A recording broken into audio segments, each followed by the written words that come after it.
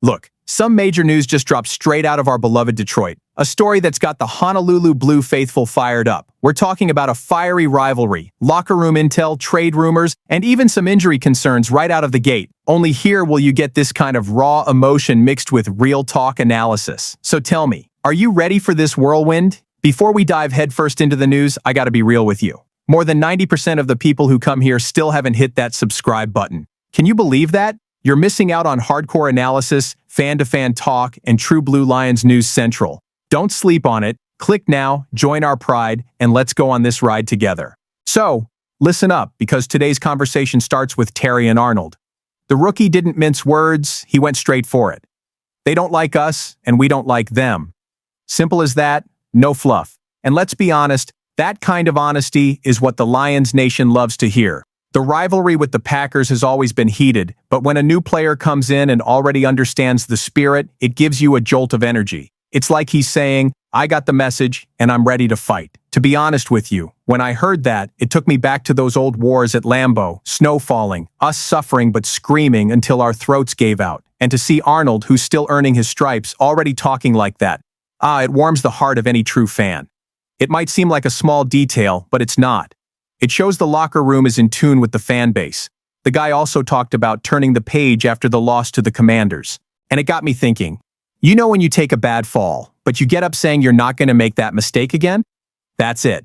Arnold said it's a new standard, that the team is focused on not giving anything away. Does he like to trash talk? Of course he does. But he made it clear himself. There's a time to joke around and a time to get serious. And that comes from his work with Kelvin Shepherd and Deshea Townsend. Shepherd, by the way, was full of praise. He said the kid always had the physical tools. But now he's really learning the game. Understanding routes, understanding a receiver's stem, knowing how to read a formation. Man, when a coach says you're not just playing but understanding football, that's another level. And that, my friend, is what separates a prospect from a legend. And you know what else caught my attention? The way Shepherd described this transition. Arnold still has that playful, joking demeanor, but he's learned to flip the switch. Snap is business time. Everything else is for fun. To me, that's the kind of evolution that can define a season. Because cornerback is an island. It's you against the world. And if your mind slips, you're done. So to put it in our terms, Arnold didn't just embrace the rivalry, he showed maturity. The kid is heading into the season with fire in his eyes, a sharp mind, and a heart that beats with the fans. And I'll tell you what, if he truly puts all this into practice, our secondary gets a boost that could be a game changer. Now hold on, because what's coming next is going to stir things up even more behind the scenes. There's a big name on the roster being floated in trade rumors, and that could change the team's entire course.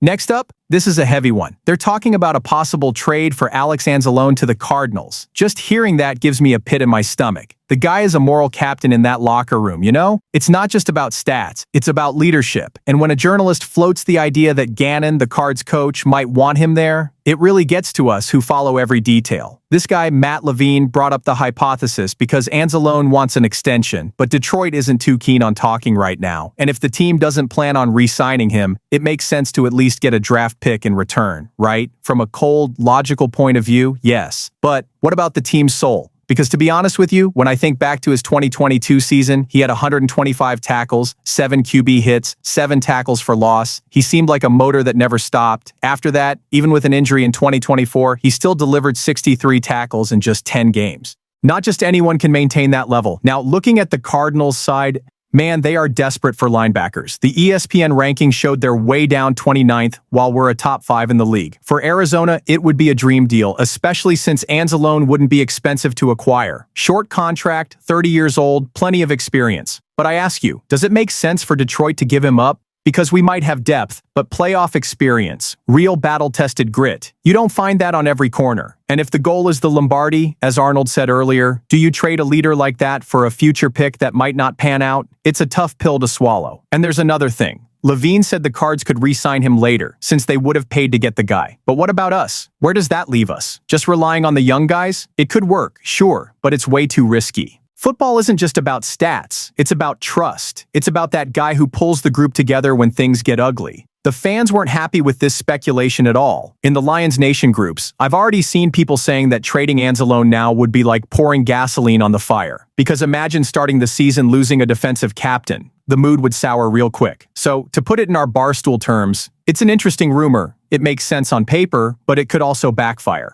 The front office needs to weigh this very carefully because the trade might bring in a draft pick, but it could cost locker room cohesion. So, is it worth it?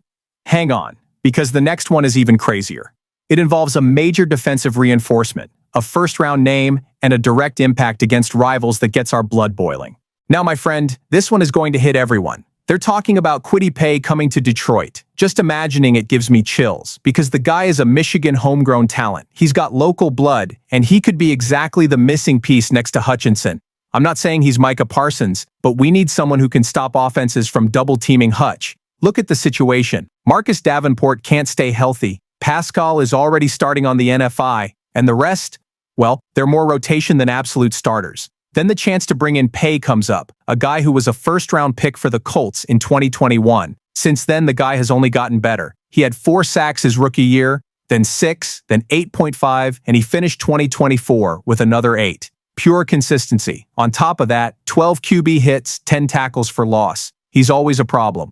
And here's the kicker. The Colts even picked up his 5th-year option, so he's under contract until 2025, with a salary around $13 million. It's not cheap, but it's not out of the question for a guy who brings real pressure. The problem is that Indy now has Latu and Tuimoloau, 2 young monsters at the position. That might make Paye more available. So I ask you, should Detroit go for it and try? I think so. You know why? Because the Packers already made a masterful move bringing in Parsons. That changed the entire division. If we stand still, we're going to see Hutchinson get double-teamed all year and the pressure will drop. We can't depend on just him. And as for the price, the last few edge rusher deals have been big. Burns cost a high pick. Sweat did too. But Paye isn't on that superstar level, so maybe something like a 2026 third-rounder and a conditional 5th could work. That's affordable, especially considering the impact he can bring.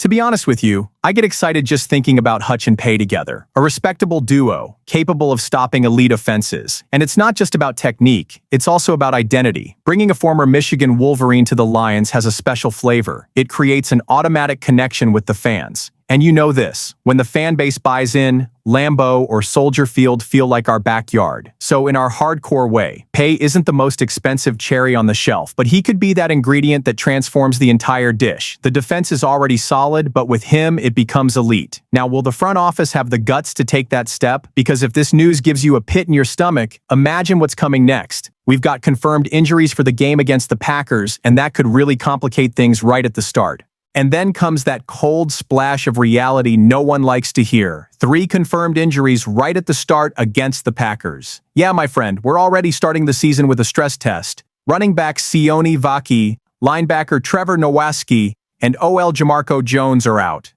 It's not a maybe, they're out. Vaki has a hamstring issue.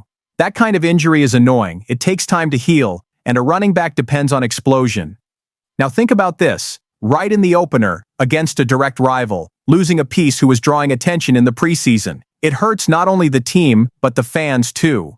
Nowaski with a busted elbow is another blow. The guy could have provided depth in the linebacker rotation, and everyone knows that games against the Packers usually turn into a physical battle, hit after hit. Without him, the weight starts to add up. And Jones, on the offensive line, also out with a bad ankle. My heart almost stopped when I read that. Because the offensive line is the foundation, it's where everything starts. Now, there's also the strategic side. They're saying Jacob Sailors might get called up from the practice squad. The kid had a good camp, he showed heart, and he could get a chance. And on the other side of the ball, Zach Cunningham could see more snaps. Dan Campbell had high praise for him, said he brings versatility, experience, even on special teams. That's a positive, of course, but it doesn't change the fact. We're starting the season already in improvisation mode. To be honest with you, this is the kind of news that makes fans a little uneasy, because we've waited months, weeks without a game, that massive anxiety. And when the time comes, boom, injury list. And of all times, it's against the Packers, at Lambeau. A heated rivalry, a game everyone marks on their calendar. But you know what? I prefer to see it as an opportunity to show the roster's depth.